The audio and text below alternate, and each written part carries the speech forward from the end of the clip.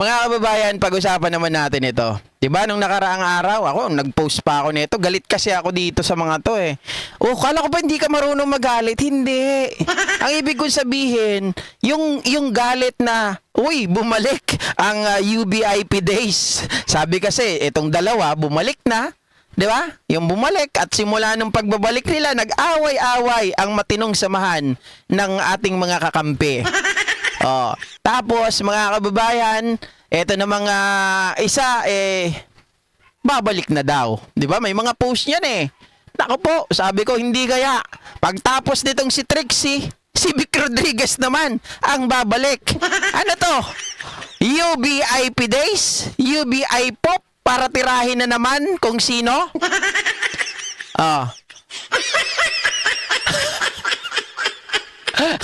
'Di ba?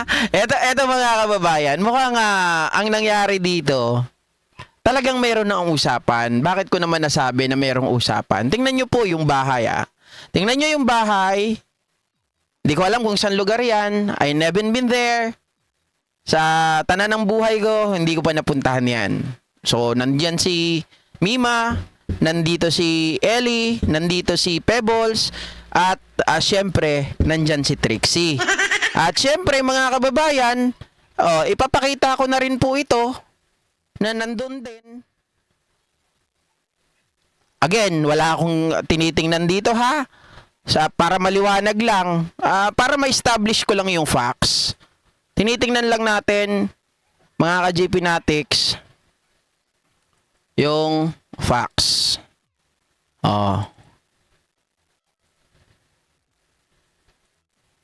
Ayan.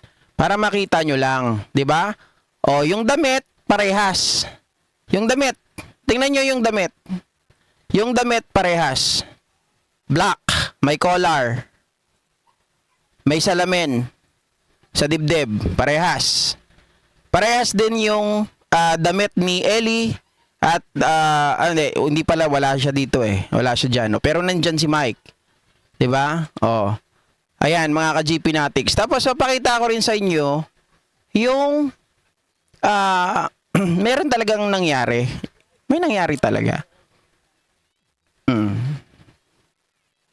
Inunahan ko na no? Eto. Ito. Sobrang na-miss ko to. I miss you so much. I miss you sobra. 'Di ba? Nakita nyo naman mga ka-GP Natics. Sobrang na-miss ko to. Tingnan nyo yung damit. Tingnan nyo yung damit. At tingnan nyo yung damit nila kanina. Sa isang lugar lang talaga yan. 'Di ba? Damit ni Trixie. Tingnan nyo yung damit ng dalawa.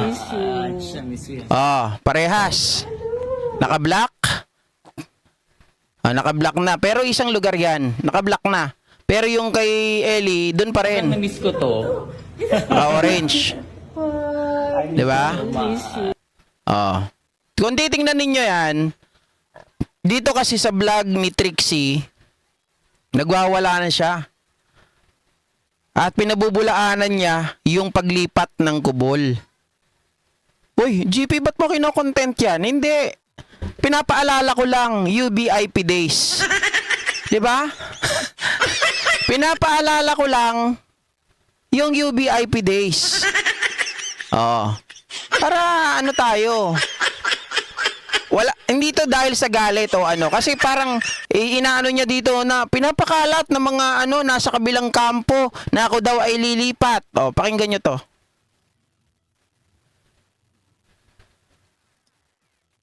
Nabuhay yung mga Duterte supporters nung binuksan ng Congress yung usaping EJK, sabi ni Allen Andicoy. What do you mean nabuhay? Tingnan nyo yung Sabi tingnan nyo ni yung... Rainwin, Senator Trix, pahingin tarpaulin, lagay ko sa gate ng bahay ko. Hindi ako. Tingnan nyo po yung kanyang polo. Yung kanyang polo shirt. So yung polo shirt niya, parehas po dito sa polo shirt na pinakita ko sa inyo kanina. Ito. So kayo na bahala dito, babasahin ko na lang yung mga comment niyo mamaya. Yung photos. Yan. 'Di ba? Naipakita ko naman sa inyo yan kanina eh. Yung kanyang damit, Tapos nandyan yung mga yung mga dating nasa kabilang kubol. Ayan. So nagwawala ngayon si Trixie sa kanyang live. Ano sabi ni Trixie? Ako tumatakbo. Mhm. Lakad lang po. I'm not running. Mhm. Oh. Sabi ni Bravo Papa, katulad ng mahal ka niya ngunit hindi pala. O, ayan.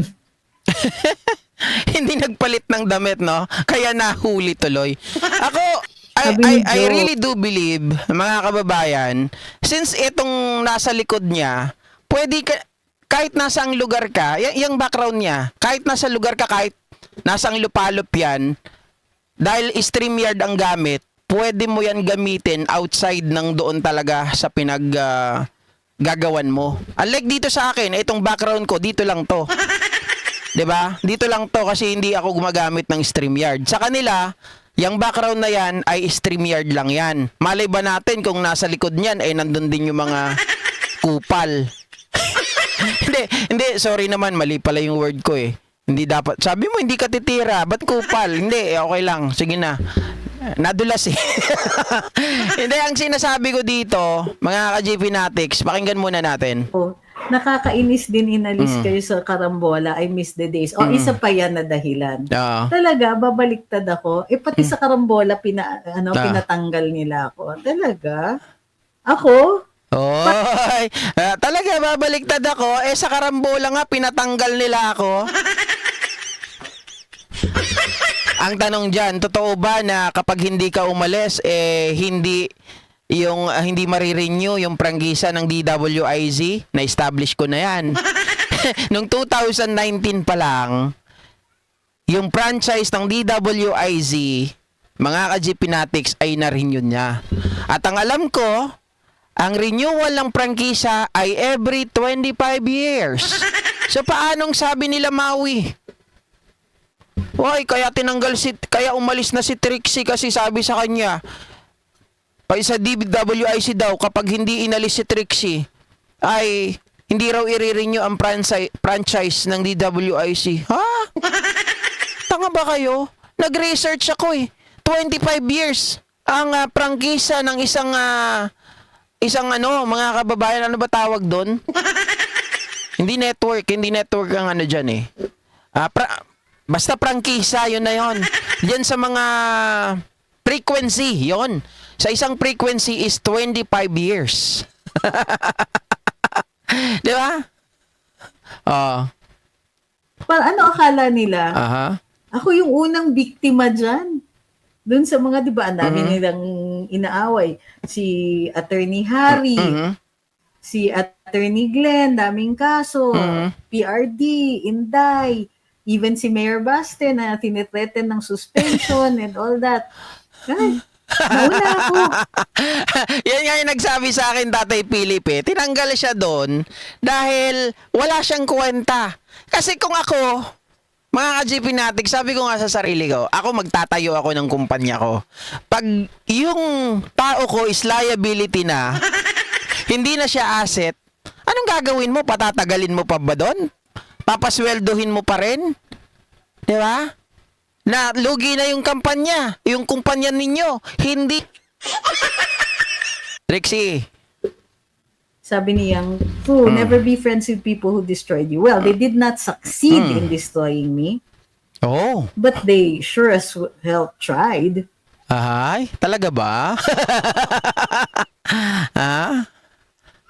Function room na lang. Okay, function room. Hindi ko kasi alam tawag doon kung ano yun eh. 'Di ba?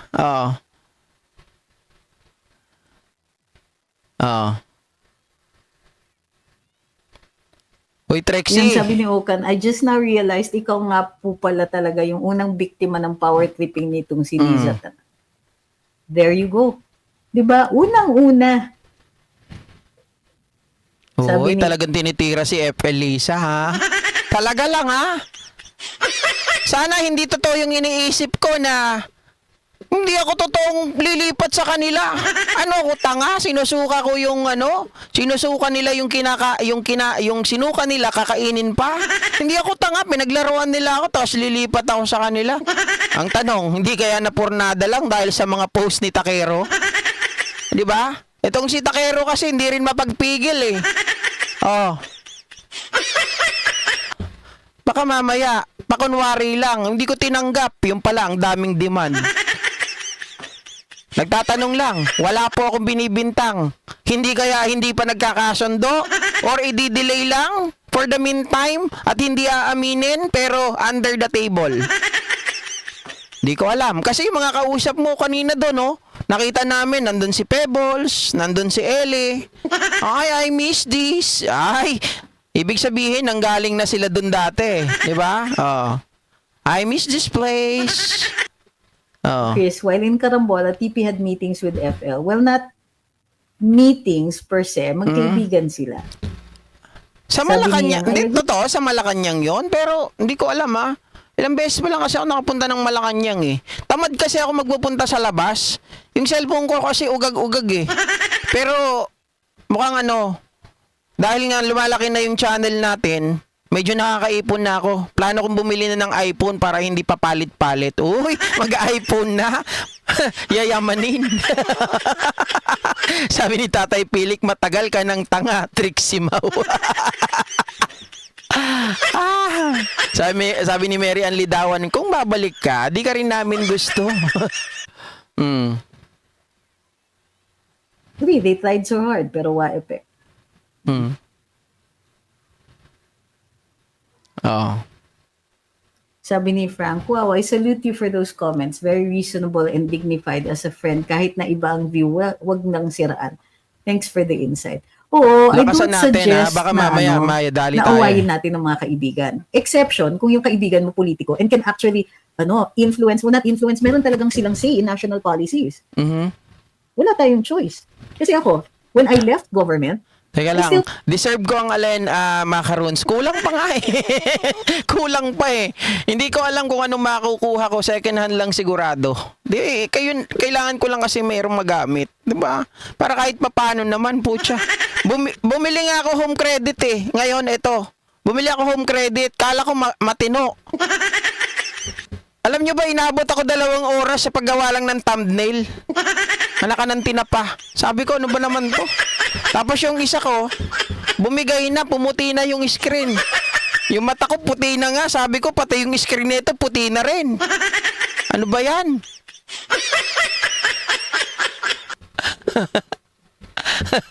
Sabi ni Mark Ramos, babalik sila tapos magpipiling sila ulit mga Reyna. Pag bumalik sila, tanggapin nilang phone na lang sila sa chess. to consider the president a friend.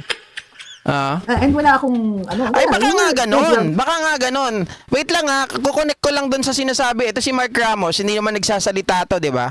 Matahimik naman to si Mark Ramos eh. Kaibigan ko rin to. Hindi nga kami malapit, pero pag nagkikita naman kami sa lugar niyan, dati sa Philsport, saan ba yun? Sa Philippine Arena, nagkita kami nito ni Mark Ramos. That was the time that I encountered etong si Trixie. Yan yung sinabihan nila ako dati na, huy, si Trixie Angeles yun, ba't di mo pinapansin? Di mo man lang kinawayan. Bakit? Why should I? Why should I? Sabi kong ganon. Hindi, ayoko sa kanya eh. May iba akong nararamdaman. Grabe ka naman, may ibang nararamdaman. Basta ayaw ko sa kanya, kung ganon. Hindi ko niyan pinansin. Sabi ni Mark Ramos, babalik sila tapos magpipiling sila ulit yung mga Reyna.